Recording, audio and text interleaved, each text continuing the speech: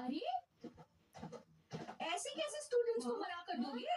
तुम डांसर हो। मोर गाटो ভাল নহয়, শুই আছো আৰু মোৰ ছোৱালীয়ে মোক ষ্টাইল কৰি দি আছে যে কাৰণ মই আজি একো লিপষ্টিক একো লগা নাই, ষ্টাইল কৰা নাই। मम्मी देखना अब मैं नए नए डांस स्टेप्स क्रिएट करूंगा। अब बंटी का स्टूडेंट घर पर तो आएगा लेकिन क्लास ज्वाइन नहीं कर पाएगा। जल्दी से रूम सेट कर देता हूँ, मेरा स्टूडेंट आता ही होगा। हाँ। হৈছে হেল্ল' এভৰিৱান, গুড মৰ্ণিং।